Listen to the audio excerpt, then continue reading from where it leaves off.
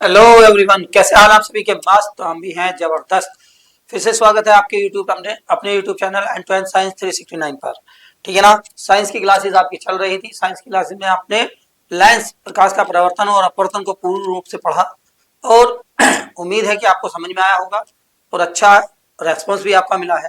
तो ये बहुत प्यारी अच्छी बात है कि आप पढ़ाई कर रहे हैं, लेकिन जितना वक्त कम होता जा रहा है उतनी ही तेजी से आप पढ़ाई को दुरुस्त रखें। तो आज एक नया चैप्टर है, समय को ना बर्बाद करते हुए नए चैप्टर की शुरुआत करते हैं, जिसका नाम है मानव नेत्र और रंग बिरंगा संसार। मानव नेत्र समझ गए होंगे, आंखों को मानव की जो आंखें होती हैं उनको मानव नेत्र है। रंग बिरंगा संसार मतलब जब हम देखते हैं तो इसमें सारे रंग हमें दिखाई देते हैं, तो रंग बिरंगा संसार बोला गया है। ठीक है, तो बेटे पहले हेडिंग डालेंगे मानव नेत्र, ये डालेंगे, बाकी क्या करेंगे। अब बेटे मानव नेत्र क्या होता है। देखिए, कुछ जो चीजें हमें किसी चीज का ज्ञान कराती हैं, किसी भी चीज का ज्ञान करा दें, उसको हम ज्ञानेंद्री बोलते हैं। क्या बोलते हैं बेटे? ज्ञानेंद्री बोलते हैं। ज्ञानेंद्री, ज्ञानेंद्रिया। ठीक है ना। ज्ञान कराने वाली इंद्रियां जो किसी वस्तु के बारे में बताए उसको हम क्या बोलते हैं? ज्ञानेंद्रिया बोलते हैं। तो सीधी सीधी बात है। तो ये भी हमें मानव नेत्र जो हमें भी ज्ञान कराती है किसका? वस्तु को देखने का। तो सीधी सीधी बात है। तो यहां पर एक डेफिनेशन तैयार होगी कि मानव या जीव जंतु की वह ज्ञानेंद्री,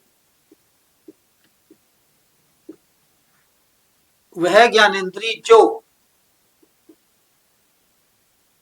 प्रकाश से संवेदित होती है, प्रकाश से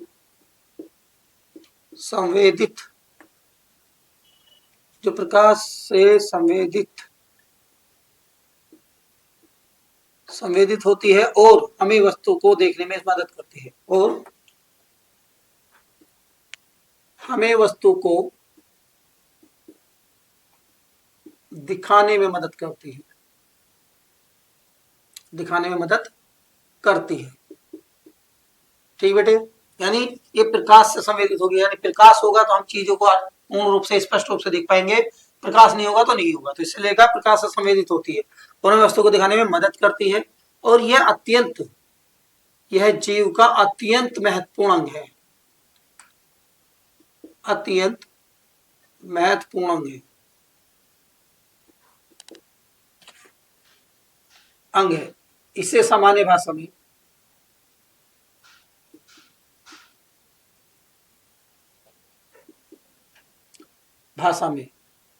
आंख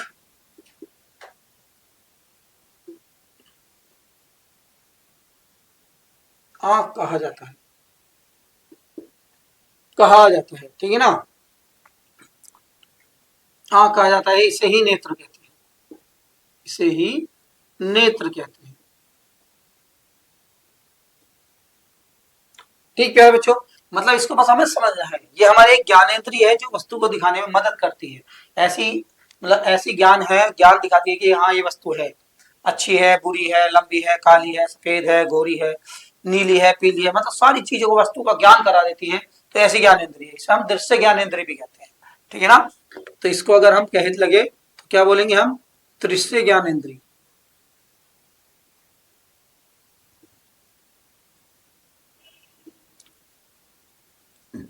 दृश्य ज्ञानेंद्रिय भी नेत्र को कहा जाता है।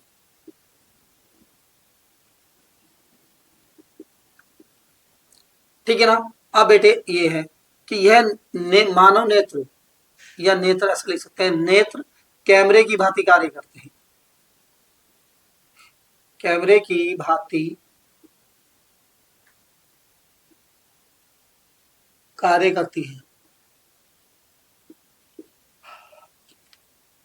कैमरे के बाद कैमरा क्या करता है? एक चित्र बना लेता है। ऐसे हमारे यहाँ किसी चीज को देखते हैं तो चित्र बना लेते हैं। आपने देख लिया, थोड़ी देर बताओगे तो बताओगे कि इसमें ऐसा ऐसा था। ठीक है ना। और ये पलके हमारे इसका शटर का काम करती हैं, पलके अपने आप झपकती रहती है। तो इसलिए कहते हैं कैमरे की बात। ठीक है बेटे, तो यह मानव नेत्र को आपको समझने में आया होगा कि मानव नेत्र क्या है। तो एक तो ये याद रखना कि मानव नेत्र किसकी भांति काम करती है? कैमरे की भांति। मानव नेत्र को बोलते क्या है? दृश्य ज्ञानेंद्रिय बोलते हैं, और ये प्रकाश से संवेदनशील होती है। ठीक है ना। बस इन्हीं बातों का ध्यान रखना है। फिर आता है मानव नेत्र की संरचना। क्या आता है फिर अगला बेटे? मानव नेत्र की संरचना।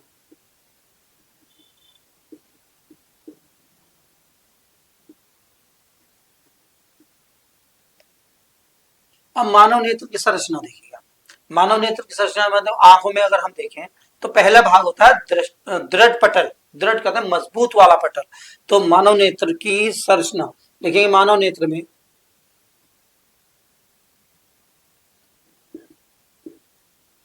निम्न भाग होते हैं, निम्न भाग उपस्थित रहते हैं।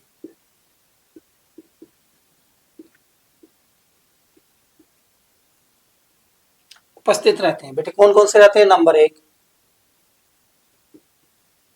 दृढ़ पटल।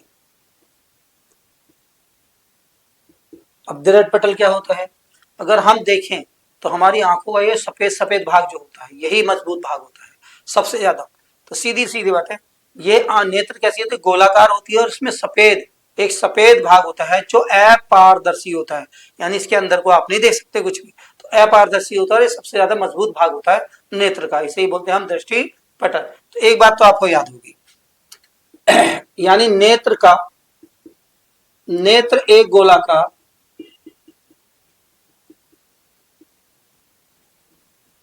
भाग है। नेत्र एक गोलाकार भाग होता है। इस पे इसमें एक सब इसमें एक श्वेत अपारदर्शी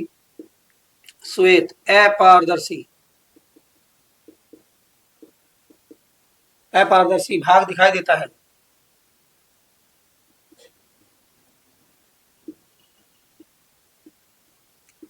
भाग दिखाई देता है जिसे दृढ़ पटल कहते हैं। जिसे दृढ़ पटल कहते हैं। यह नेत्र का मजबूत भाग होता है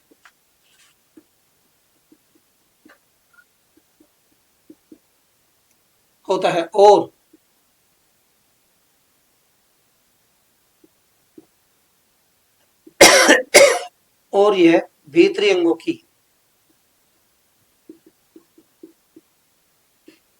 की सुरक्षा करता है।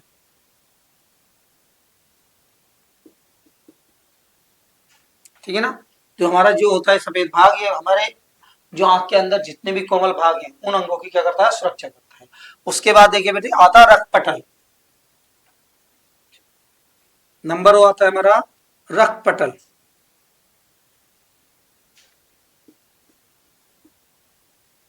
अब ये रक्त पटल क्या होता है?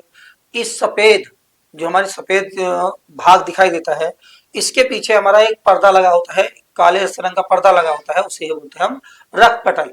ठीक है ना? तो दृढ़ पटल के पिछले भाग पर, किसके भाग पर होगा बेटे? दृढ़ पटल के। दृढ़ पटल के पिछले भाग पर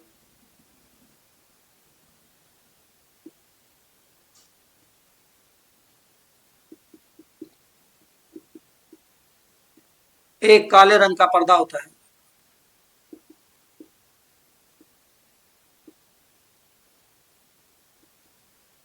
काले रंग का पर्दा होता है जो प्रकाश का अवशोषण करता है।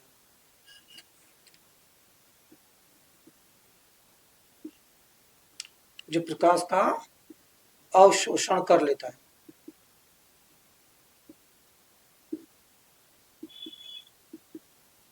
ठीक है ना बेटे? फिर आता है कॉर्निया।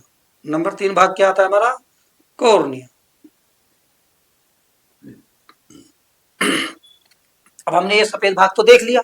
सफेद भाग से ऊपर को अगर देखिए चौड़ा वाला काला वाला भाग, तो ये बाहर को निकलता दिखाई देता है, मतलब ये दृढ़ पट पर एक उभरा हुआ भाग होता है और इसमें एक रंगीन पर्दा होता है, यानी इसको आप अंदर को देख सकते हैं कि जैसा अंदर कुछ चमक रहा हो। तो एक पारदर्शी क्या रंगीन पर्दा लगा रहता है, इसे हम क्या बोलते हैं? कॉर्निया बोलते हैं। तो लिखेंगे कॉर्निया। नेत्र का एक उभरा भाग,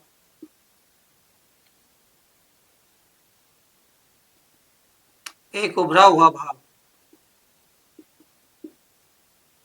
भाग होता है जिसे कॉर्निया कहते हैं।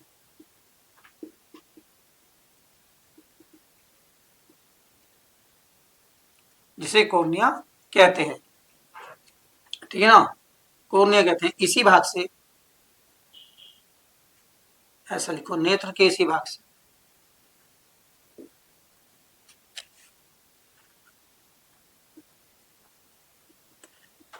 नेत्र के इसी भाग से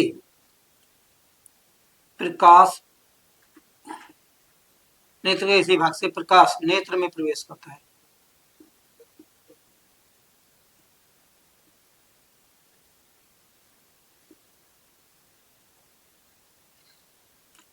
इसी भाग से नेत्र में क्या करता है, प्रवेश करता है। अब आता है नंबर 4, आइरिस।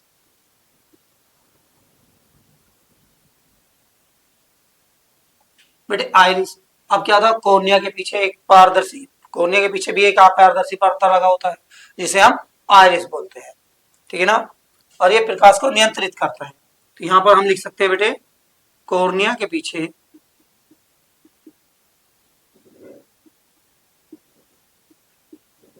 एक अपारदर्शी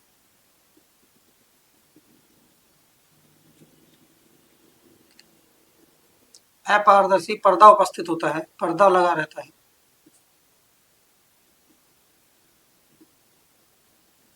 जिसे आइरिस कहा जाता है।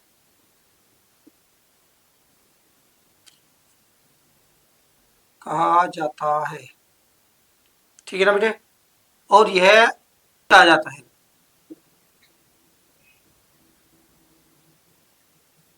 इसी के कारण नेत्रों का रंग परिवर्तित होता रहता है।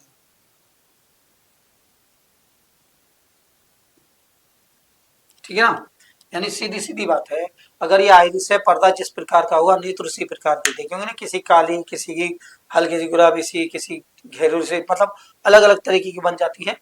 2-3 अधिकतर तो काली होती है ज्यादातर, लेकिन उससे कुछ अलग आती है, तो वो इस आइरिस पर्दे के कारण होती है कि इनमें ही इसका रंग परिवर्तित हो जाता है। ठीक है ना, फिर चलते हैं बेटे इससे आगे, पुतली। अब आइरिस के बाद क्या आती है हमारी, एक पुतली आती है। अब देखें, अगर हम, सीधी बात है, सफेद भाग जो है हमारा क्या कहलाएगा, दृढ़ पटल कहलाएगा, इसके पीछे जो पर्दा लगा हुआ रक्त पटल कहलाएगा, उबरा भाग हमारा कॉर्निया कहलाएगा, इसके पीछे जो पर्दा लगा वो आइरिस कहलाएगा। अगर इस काले भाग में अगर आप गौर से देखो तो एक छोटा सा छिद्र आपको दिखाई देगा अंदर, उसी को बोलते हैं पुतली या बोलते हैं नेत्र तारा। ठीक है ना, पुतली या नेत्र तारा, तो इसी को बोलते हैं बेटे। तो इस पे लिखेंगे कि कॉर्निया वो आइरिस में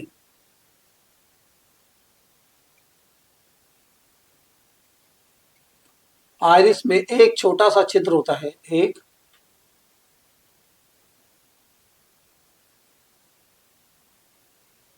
छोटा सा छिद्र, आइरिस में एक छोटा सा छिद्र होता है,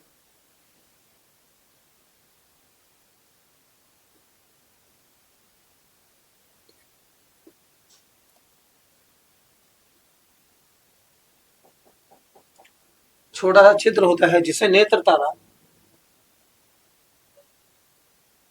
नेत्र तारा या पुतली कहते हैं। कहते हैं नेत्र में प्रकाश, प्रकाश इसी भाग से, नेत्र में प्रकाश इसी भाग से प्रवेश करता है।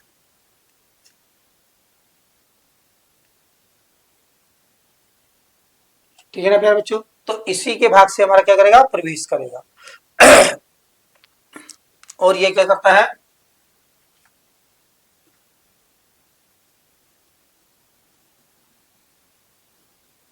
नेत्र में प्रकाश,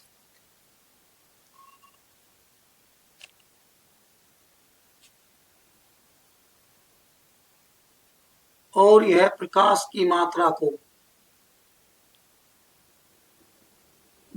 को नियंत्रित करता है।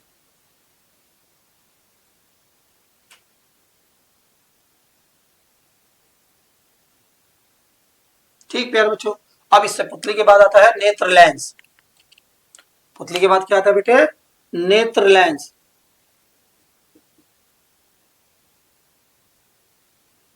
अब नेत्र लेंस क्या होता है, लेंस हमने पीछे बार अभी पढ़े थे कि जिससे प्रकाश आर पार जा सके और जिसका प्रतिबिंब बन सके, ठीक है ना।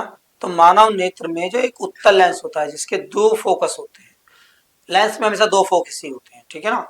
तो सीधी दो फोकस ही होता है जो एक मांसपेशी के द्वारा आपस में लगा रहता है और वो लचीला होता है, जिधर को चाहे उधर को मुड़ जाता है। इसलिए हमारा प्रतिबिंब हम इधर को आंख को इधर उधर चलाते हैं तो लेंस उधर को घूमता रहता है, ठीक है ना। तो ये कहाँ लगा होता है आपका आइरिस पर। तो सीधी सीधी बता, आइरिस पर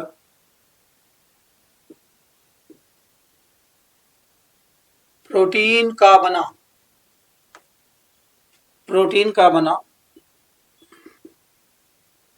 द्विफोक्सी एक उत्तल लेंस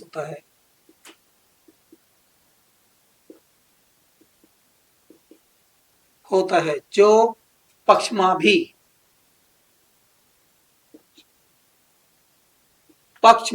मांसपेशियों द्वारा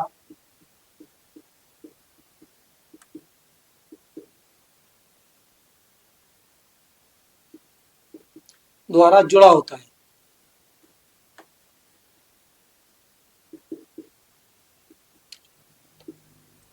ठीक है ना बेटे, जुड़ा होता है। और यह अभिसारी प्रकृति का होता है, यह अभिसारी प्रकृति का होता है।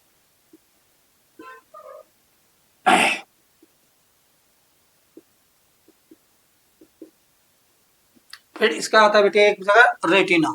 अगला नंबर क्या आता है बेटे, रेटिना। अब रेटिना क्या होता है, रक्त पटल के पीछे जो मैंने बताया था, दृढ़ पटल के पीछे जो हमारा पर्दा होता है उस पर एक बिंदु होता है जिस पर लेंस के पीछे लगा होता है, लेंस के बिल्कुल पीछे। उस पर क्या होता है, पर जैसे ही लेंस में जाएगा उस पर पर्दे का क्या बनेगा, एक प्रतिबिंब बनेगा, वस्तु का प्रतिबिंब बनेगा और वही हमारी आंख को संवेदित कर देता है कि ये पर्दे पर प्रतिबिंब, यानी वस्तु का जहां प्रतिबिंब बनता है उसको हम रेटिना कहते हैं। आंख के अंदर वस्तु का जहां पर प्रतिबिंब बन जाएगा जिस पर्दे पर, उसे क्या बोलेंगे बेटे, रेटिना बोलेंगे। कहां पर लगा होता है, रक्त पटल के पीछे। तो सीधी बात है, लिख सकते हैं कि रक्त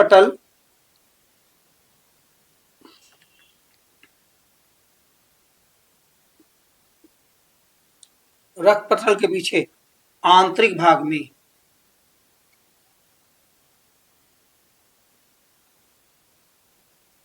रक्त पटल के पीछे आंतरिक भाग में एक पर्दा लगा होता है,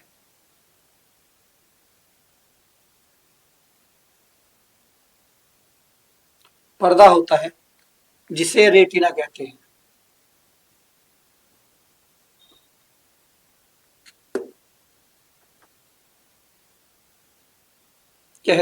इसी पर्दे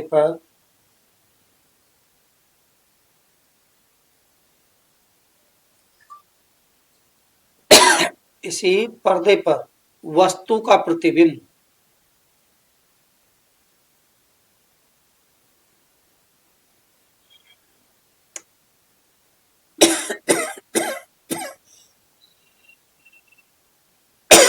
रेटिना पर वस्तु का प्रतिबिंब बनता है, ठीक है ना बेटे। इसे दृष्टि पटल भी कहते हैं।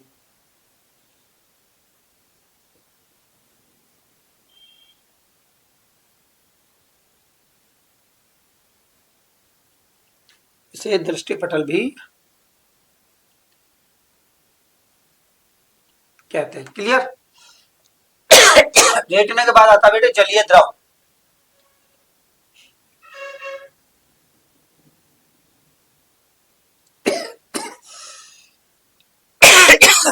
जलीय द्रव, अब ये भाग जो हमारा उभरा हुआ है, तो उभरा हुआ और इसके पीछे जो लेंस लगा उसके बीच में एक जगह बनी होती खाली, ठीक है ना। कॉर्निया और लेंस के बीच में खाली जगह होती है जिसमें बहुत सारा नमकीन पानी भरा होता है जिसे हम आंसू कहते हैं। यही हमारी आंख को चलाने में सहायता करते हैं, ठीक है ना। तो इसी को बोलते हैं हम जलीय द्रव या कांचाभ द्रव। तो सीधी बात है, इसी को लिख सकते हैं कि कॉर्निया और नेत्र के लेंस के पीछे, कॉर्निया और नेत्र लेंस के बीच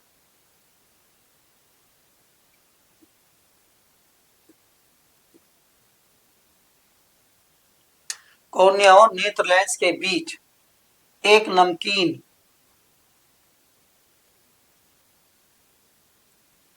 एक नमकीन द्रव भरा होता है।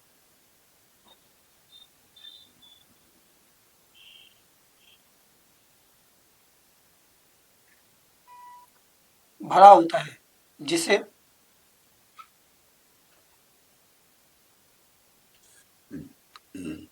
जलीय द्रव या कांचा द्रव कहते हैं।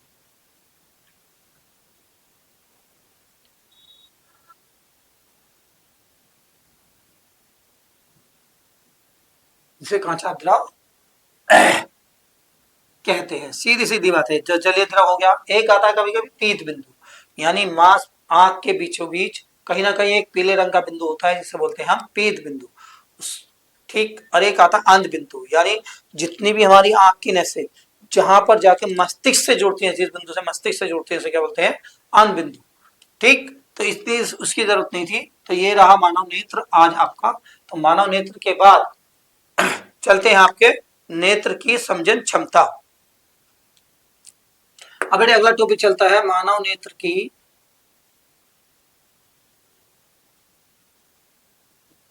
समझन क्षमता।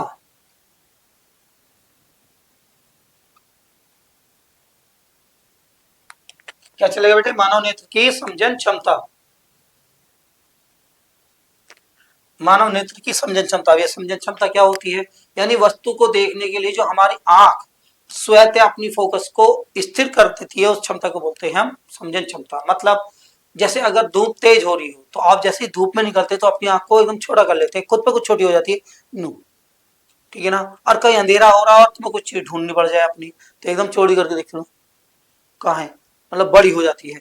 तो सीधी बात है, यानी नेत्र की मांसपेशियों द्वारा आवश्यकता के अनुसार फोकस को छोटा बड़ा करने की क्षमता जो होती है उसे क्या बोलते हैं हम? नेत्र की समझन क्षमता कहते हैं।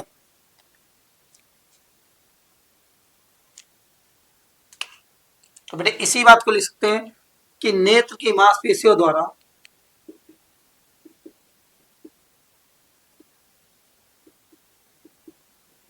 नेत्र की मांसपेशियों द्वारा नेत्र लेंस की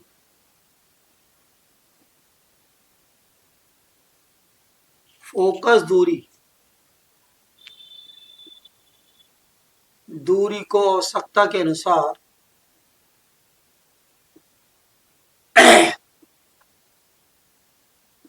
दूरी को आवश्यकता के अनुसार परिवर्तित करने की क्षमता।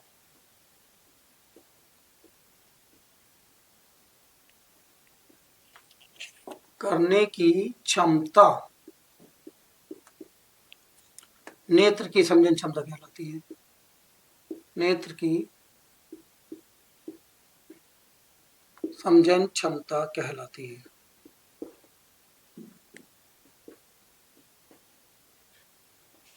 ठीक। तो प्यारे बच्चों ये रहा आपका नेत्र की समझन क्षमता। फिर मिलते हैं इसमें दूसरी बात।